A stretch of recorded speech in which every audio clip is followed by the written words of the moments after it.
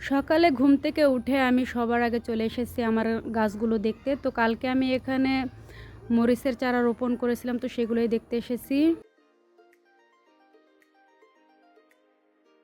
কালকে সন্ধ্যাবেলা এমন বৃষ্টি হয়েছিল, বৃষ্টির জন্য দেখুন গাড়িটায় কি অবস্থা হয়েছে, কাদামাটি লেগে একদম অবস্থা খুবই খারাপ হয়ে গেছে। তো আমি গাছগুলো দেখে আসছিলাম, তো হঠাৎ দেখি দরজাটা খুলে গেল। তো বাতাসে বারে বারে দরজা খুলে যায়, তো সেই জন্য আমি ভালো করে দড়ি দিয়ে আটকে দিলাম। তো হাই রোডের সাথেই বাড়ি, তো সেজন্য খুব খারাপ দেখা যায় দরজা খোলা থাকলে। তো বাড়ির ভিতরে কাজ করা হয়। তো গাছগুলো দেখে তারপরে আমি চলে যাব সোজা রান্না করতে। তো প্রথমে গাছগুলো আমি দেখে নিই, কারণ গাছগুলো দেখলে আমার মন ভালো হয়ে যায়।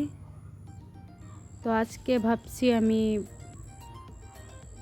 উঠোনটাকে পরিষ্কার করব। তো বন্ধুরা, আমার ছোট্ট এই টিনের বাড়িটা আপনাদের কাছে কেমন লেগেছে আমাকে কমেন্টের মাধ্যমে জানাবেন। তো আমি ব্রাশ করে এখানে চলে এসেছি নাস্তা বানানোর জন্য। তো আমি এখানে রুটি বানাচ্ছি, রাত্রে মাংসর তরকারি ছিল, তো সেটা দিয়ে আজকে রুটি খাওয়া হবে। তো এটা হচ্ছে আশীর্বাদ আটার রুটি। এই রুটিটা খাওয়া খুবই ভালো, পিওর গমের আটা এটা। আর রুটি বানাতেও কোনো কষ্ট হয় না, খুবই তাড়াতাড়ি হয়ে যায়, খুবই সহজভাবে হয়ে যায় রুটি বানানো। তো রুটি বানানো হয়ে গেছে, আমি ছেলে মেয়ে দুটোকে খাবার দিয়ে দিয়েছি, যেহেতু তারা স্কুলে যাবে।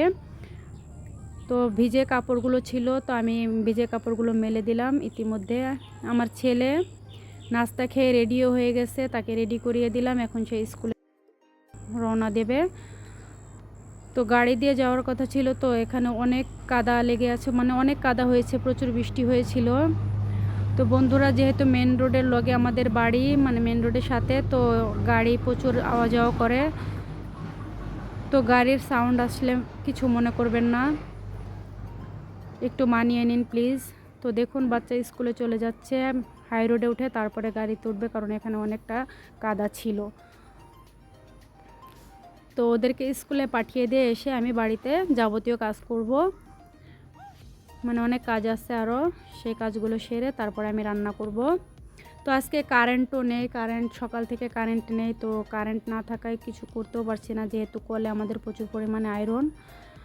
তো দুপুর একটার সময় কারেন্ট এসেছে, তো আমি ঘরটা ভালো মতন মুছে তারপরে আমি চলে এসেছি রান্না করতে। আজকে রান্না থাকছে শুকনো মরিচের ভর্তা, সাথে আলু ভর্তা, আর হবে ডিম ভাজি। তো মরিচ ভর্তা আলু ভর্তা করার জন্য আমি এখানে পেঁয়াজটাও ভেজে নিয়েছি তেল দিয়ে খুব সুন্দর করে। ভাজা পেঁয়াজ দিয়ে আলু ভর্তা খেতে কিন্তু খুবই ভালো লাগে। তো এখানে আমি ডিমটাও ভেজে নিচ্ছি। আজকে আমাদের দুপুরের মেনু এটি, মরিচের ভর্তা, আলু ভর্তা আর ডিম ভাজি। তো আমার ভিডিওটা যদি আপনাদের কাছে ভালো লেগে থাকে, তো প্লিজ একটা সাবস্ক্রাইব করে দেবেন, লাইক, শেয়ার এবং কমেন্ট করবেন। আপনাদের সাপোর্টের আশায় আছি, আপনারা আমাকে সাপোর্ট করবেন, এগিয়ে যাওয়ার তৌফিক দিক। আল্লাহর কাছে সবসময় দোয়া করি, আল্লাহ আমাকে এগিয়ে যাওয়ার তৌফিক দিক।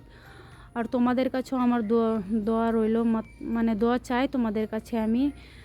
আমার কথাটা হয়তো একটু এড়ে এড়ে যাচ্ছে, কারণ আমি ইউটিউবে খুবই নতুন, বেশ একটা কাজ করিনি। তো আস্তে আস্তে সব ঠিক হয়ে যাবে, প্লিজ একটু মানিয়ে নিও তোমরা।